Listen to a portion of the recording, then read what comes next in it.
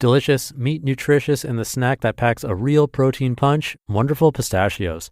Each 1 ounce serving has 6 grams of protein, giving you over 10% of your daily value and making Wonderful Pistachios one of the highest protein nuts out there. But perhaps more than that, I love all of the flavors they have. Their sea salt and vinegar ones are my favorite when I'm craving that flavor, but still want to keep it healthy. But that's just the tip of the iceberg. Wonderful Pistachios come in a variety of flavors like chili roasted, honey roasted, smoky barbecue, and jalapeno lime, to name a few. Perfect for enjoying with family or friends and taking them with you on the go. Whether you're a pistachio purist who loves cracking open every nut, or you prefer the convenience of no-shells pistachios, Wonderful Pistachios has got you covered. Grab Wonderful Pistachios and elevate your snacking game today. So fill up with a healthy snack when hunger strikes. Visit wonderfulpistachios.com to learn more. That's wonderfulpistachios.com. This episode is brought to you by Hill's Pet Nutrition. Every shelter pet deserves a second chance, and you're making it possible for thousands of them every day. Because when you feed your pet Hill's, you help feed a shelter pet, which helps make them healthy, happy, and more adoptable, changing their life forever. So they can change yours. Over 14 million shelter pets fed and adopted. Science did that. Visit hillspet.com/podcast to learn more. This is Optimal Living Daily, episode 3164, How to Make Life More Pleasurable, by David Cain of Raptitude.com. And I'm your narrator, Justin Malik, reading you blogs every single day of the year, including holidays, to give you and me a bit more motivation, inspiration, or happiness today. So with that, let's get right to it as we optimize your life. How to Make Life More Pleasurable, by David Cain of Raptitude.com. Throughout my grade school years, I noticed a pattern. Whenever classes started again, sleep became much more enjoyable. It felt like such a gift to discover by peeking at my alarm clock that I had another 18 sweet minutes of blanket time before the alarm went. Each one was a treat. Obviously, sleep became more pleasurable because it became more precious. I was busier and couldn't overindulge in it as I apparently had during summer holidays. I also noticed that whenever the English teacher assigned a novel about people living during scarce times like wars or droughts, my own food tasted better, and I found real satisfaction in simple things like potatoes or rice. History class gave me a similar appreciation for tea and spices after hearing about how precious and coveted they were in the West. When you have a little more reverence for the experience itself, a pinch of tea or a few ground peppercorns can make you feel rich and fortunate, even if they came from a bin at Bulk Barn. And why shouldn't they? They still deliver the same pleasure to human taste buds. This effect was always so fascinating to me, how the pleasure we derive from something expands and contracts with its context in our minds. When we're able to view something as an occasional luxury, we get more out of it than when we view it as cheap and abundant, regardless of whether it really is cheap and abundant. Recently, I stopped drinking coffee daily, and now when I do have a cup, I enjoy it much more. It's just as available to me as it always was, but when it's not a ubiquitous part of my experience, the pleasure of it is much greater. This pattern has happened elsewhere too. A year or two ago, I went through a phase when I always had wine in the house. Now it's back to special occasion status, and it's much more enjoyable. Sweets and desserts too. The more occasional they become, the better they taste and the less I crave them.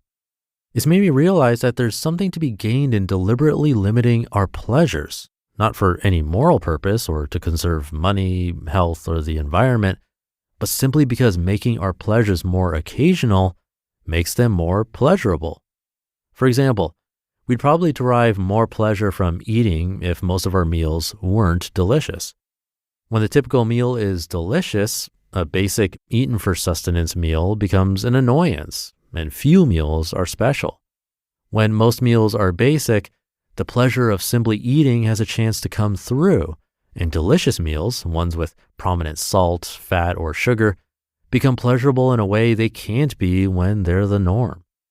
I know I enjoyed movies and music more when there was no unlimited, always-on streaming service piping them into my home, when you had to wait for your favorite song to come on the radio again, or physically travel to a store and buy the album, that song delivered greater pleasure than it does today coming through Spotify at your command. When you had to wander the carpeted aisles of Blockbuster Video to select which little box of entertainment would define your night, you valued it more and got more out of it. When pleasures are more occasional, they're more pleasurable, and that's reason enough to limit how often we indulge in them. Of course, all the usual reasons we exercise restraint to save money, time, health, and the planet only add to the rewards. That's been my experience anyway. But I don't think I'm an exception.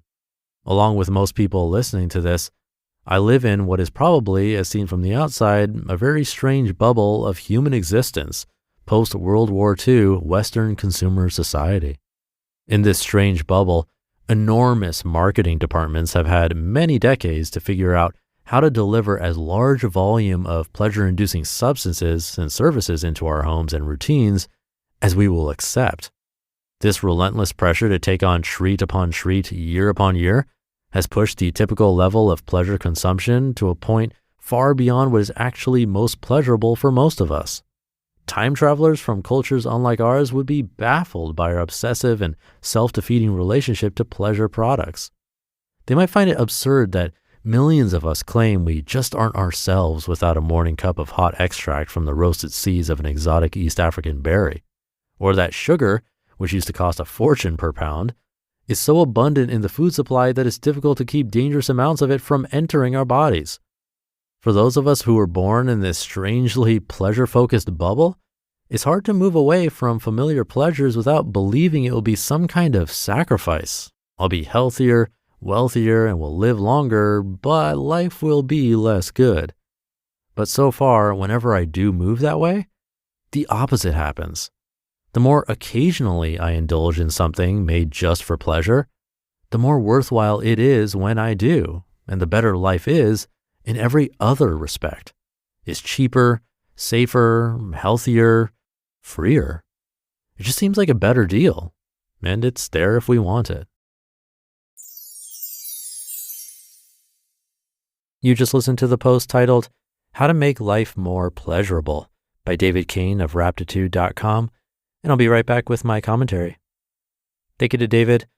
He talked about how when we always have things on demand, like our favorite songs or movies or shows, as opposed to having to go down to your local Blockbuster Video to rent it, it sort of adds a layer of appreciation. By the way, fun fact, my first job was at Blockbuster Video, where I happened to walk into an armed robbery in progress, another story for another day. Anyway, he also made that argument about food. If we're always having the best, it ends up becoming your normal, which brings the quote-unquote best down to like a 5 out of 10 instead of an 8 or 9 or 10 out of 10. He says that if we had just okay food most of the time, then we'd really appreciate those really tasty meals. And it's hard to argue with that, especially if you've moved a lot or changed environments or jobs or have a lot of life experience in different ways. What inevitably happens to everyone I've known is that their life becomes normalized, no matter the situation. And then to get to that next level of special, something new has to come along again. And that isn't to say that we should then make our lives miserable in an effort to make the rare occasions extra happy. That doesn't really make sense. But this idea applies to things like new cars. Knowing this phenomenon, does it make sense to work so many hours to buy that ultra luxury car if it's just going to end up being normalized? Maybe a different solution is to keep your car and then once a month rent an ultra luxury car so you get the thrill and excitement of having the new car for a bit, and only for a little time so it never becomes normalized. I don't know, it's just an idea. That's just one example. I'm sure there are many more. And if you have any, do send them my way. I'd love to hear them. And I can even share them in my newsletter, which you can join for free, by the way, at oldpodcast.com. But that should do it for today. Have a great rest of your day, and I'll see you back here for the Wednesday show tomorrow, where your optimal life awaits.